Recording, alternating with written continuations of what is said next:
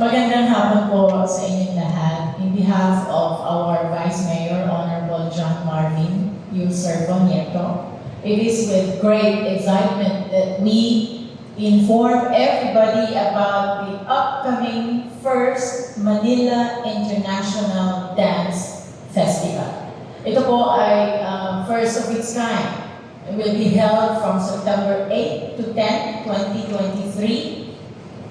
At ito po ay co-organized with the National Parks Development Committee under the Department of Tourism.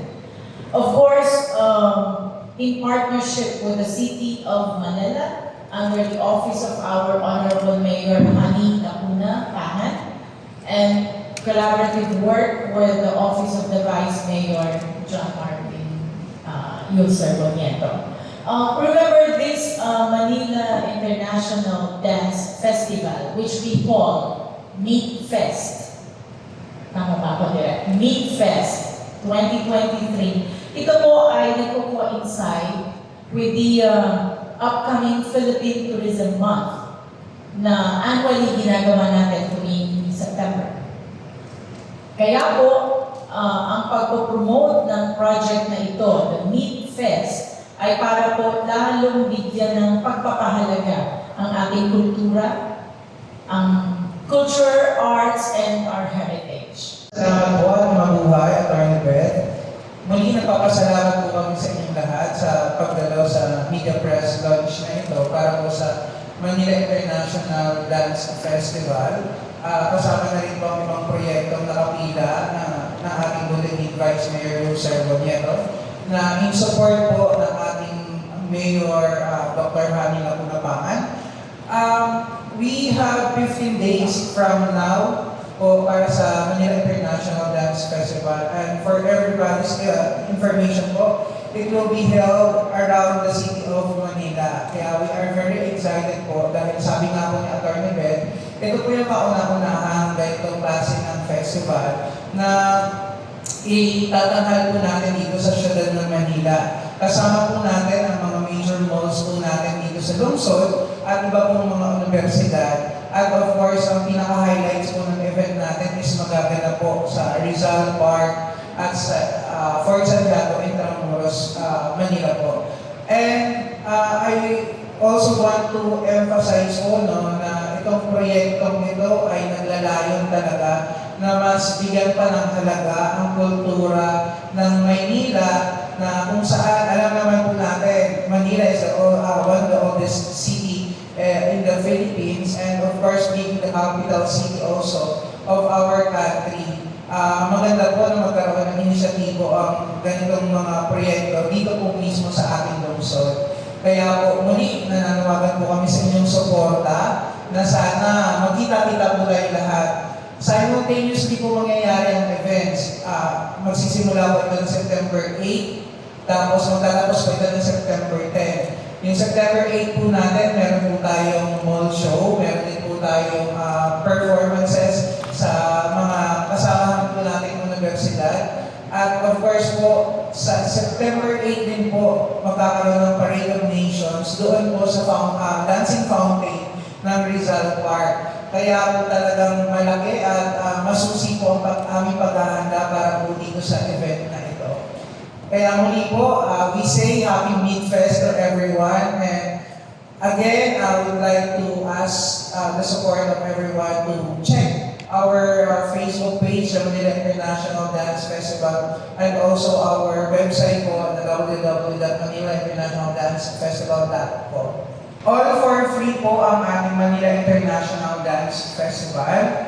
By September 8 po, magkakaroon po tayo ng simultaneous package shows from 2 p.m. to 4 p.m. po with 4 different venues. Ang mga venue po na ito ay ang Robinsons Manila. We also have the Lucky Chinatown Mall. We also have the Philippine Christian University at yung isa pa po natin school na hinihintay lang po natin yung confirmation. But basically, we have 4 venues po for the package show ng September 8 from 2 to 4 p.m. By 6 p.m. naman po, from the package shows, didiretso po ang ating lahat ng participants papunta po sa Rizal Park. to do the opening, the formal opening of the festival. Gagawin po natin yung Parade of Nations. Kasama po ang 6 na teams from the Philippines. Yun po. So libre lang din po yun. Doon po ito sa Rizal Park. Doon po sa harap, paikot po sa fountain ng Rizal Park. Yes po, this is not a competition po. So this is actually a gathering po talaga of our performers into like performing arts. We have dancers and musicians all together doing the festival po, just to really promote how diverse our culture is. But then again, we have this common goal, which is to really promote unity. Kaya po, we call our performers as ambassadors of peace. So, ang ating pong category for this year actually is more of cultural and folk dances po ang kanilang ipipresent. But there are contemporary dances also that has a theme that promotes the culture and arts of their region or a specific area po here in the Philippines.